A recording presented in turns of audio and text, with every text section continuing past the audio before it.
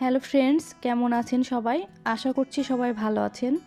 আজকে নতুন একটি রেসিপি নিয়ে চলে আসলাম। আজকের রেসিপিতে থাকছে পাকা টমেটোর মুখরোচক চাটনি।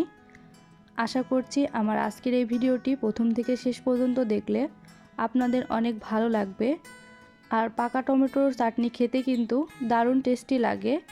তো চলুন কথা না বাড়িয়ে আজকের এই রেসিপিটা তৈরিতে কি লাগছে প্রথমে সেটা দেখে নেওয়া যাক। পাকা টমেটো চাটনির জন্য আমি এখানে 700 গ্রাম পাকা টমেটো খুব ভালোভাবে ধুয়ে নিয়েছি। এখন ছোট পিস করে কেটে নেব। দেখুন আমি এরকম ছোট পিস করে কেটে নিয়েছি। আর কি লাগছে দেখে নেওয়া যাক। লাগছে কিশমিশ, কাজু বাদাম, চিনি, আমসত্ত্বগুলো আমি এরকম ছোট পিস করে কেটে নিয়েছি। সরিষার তেল, একটি ভাজা মশলা, হলুদ গুঁড়া, লবণ, পাঁচফোড়ন, 2টা শুকনো মরিচ, হাফ লেবু। চুলায় একটি প্যান বসিয়ে তেল গরম দিয়ে দিচ্ছি। আমি এখানে 1 টেবিল চামচ তেল দিয়ে দিলাম। তেল গরম হয়ে গেছে, দিয়ে দিচ্ছি পাঁচফোড়ন, দিয়ে দিচ্ছি 2টা শুকনো মরিচ। এখন তেলের সাথে শুকনো মরিচ এবং পাঁচফোড়নটা কয়েক সেকেন্ডের জন্য ভেজে নেব। ভেজে নেওয়া হয়ে গেছে। আমি আগে থেকে কেটে রাখা টমেটোগুলো এখন দিয়ে দিচ্ছি। টমেটোগুলো দিয়ে পাঁচফোড়নের সাথে 2 মিনিটের মতো ভেজে নিতে হবে খুব ভালোভাবে।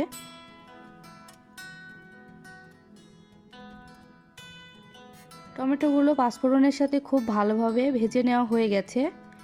এখন আমি দিয়ে দিচ্ছি স্বাদমতো লবণ। লবণটা দিয়ে সব কিছু খুব ভালোভাবে এখন মিশিয়ে নিব।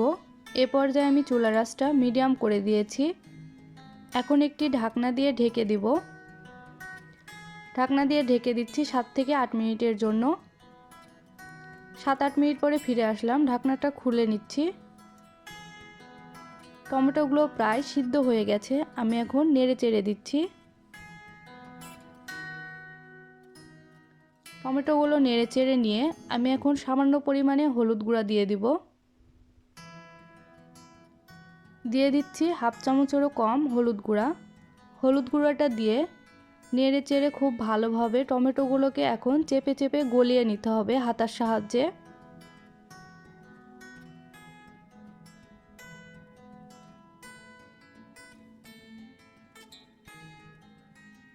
সব কিছু খুব ভালোভাবে মিশিয়ে নেওয়া হয়ে গেছে। এ পর্যায়ে আমি চিনি দিয়ে দিব।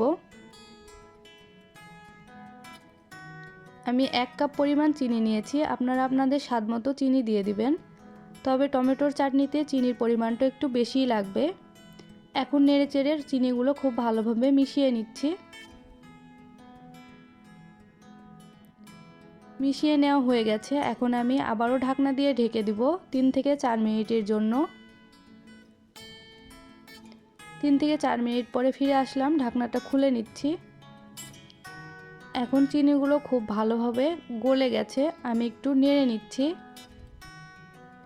নেড়ে চেড়ে আমি আগে থেকে যে লেবু রেখেছিলাম সেই লেবুর রসটা বের করে নিয়েছি। এখন লেবুর রসটা দিয়ে দিচ্ছি। লেবুর রস দিলে টমেটো চাটনিটা খেতে আরও বেশি ভালো লাগবে এবং প্রায় 15 থেকে 20 দিনের মতো চাটনিটা ভালো থাকবে। এখন দিয়ে দিচ্ছি কাজু বাদাম, দিয়ে দিচ্ছি কিশমিশ। খুব ভালোভাবে মিশিয়ে নিচ্ছি।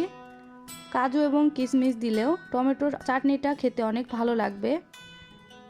এখন দিয়ে দিচ্ছি আমসত্ত্বটা দিয়ে এখন নেড়ে চেড়ে চাটনিটা আমি আর 5 মিনিটের মতো রান্না করে নিব। এখন অনবরত নেড়ে চেড়ে দিতে হবে, না হলে নিচে লেগে যাবে। আর নিচে লেগে গেলে এই চাটনিটা খেতে আর ভালো লাগবে না। এজন্য অনবরত নেড়ে চেড়ে দিতে হবে। চাটনিটা প্রায় ঘন হয়ে এসেছে। এ পর্যায়ে নেড়ে চেড়ে আমি আগে থেকে ভেজে যে গুঁড়া মশলাটা করে রেখেছিলাম সেই গুঁড়া মশলাটা দিয়ে দিব। এখানে আমি হাফ চামচ ধনিয়া, হাফ চামচ জিরা, হাফ চামচ মৌরি ও একটি শুকনা মরিচ শুকনা খোলায় ভেজে গুঁড়া করে নিয়েছি, সেটা দিয়ে দিচ্ছি। এই ভাজা মশলাটা দিলে টমেটোর চাটনির স্বাদ আরও দ্বিগুণ বেড়ে যাবে, তাই আপনারা অবশ্যই এই ভাজা মশলাটা দেওয়ার চেষ্টা করবেন। এখন নেড়ে চেড়ে আমি আর 2 মিনিটের মতো এই চাটনিটি রান্না করে নেব। 2 মিনিট পরে আমি চুলা থেকে নামিয়ে নেব। 2 মিনিট পরে ফিরে আসলাম। দেখুন টমেটোর চাটনিটা কতটা ঘন হয়ে গেছে। এটি ঠান্ডা হলে আরও ঘন হয়ে যাবে। আমি এখন চুলা থেকে নামিয়ে নিচ্ছি। চুলা থেকে নামিয়ে নিয়ে একটি সার্ভিং ডিশে সার্ভ করছি। এখন চাটনিটা সম্পূর্ণ ঠান্ডা হয়ে গেছে।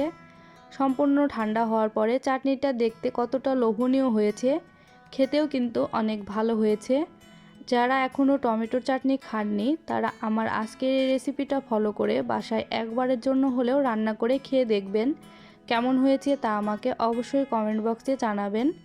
আমার এই রেসিপিটা যদি আপনাদের ভালো লেগে থাকে তাহলে আমার চ্যানেলটি সাবস্ক্রাইব করে আমার সাথেই থাকবেন, যাতে করে নতুন কোনো ভিডিও দেওয়ার সাথে সাথে নোটিফিকেশন পেয়ে যান। আজকের মতো এ পর্যন্তই। সবাই ভালো থাকবেন, সুস্থ থাকবেন। দেখা হবে নতুন কোনো ভিডিওতে।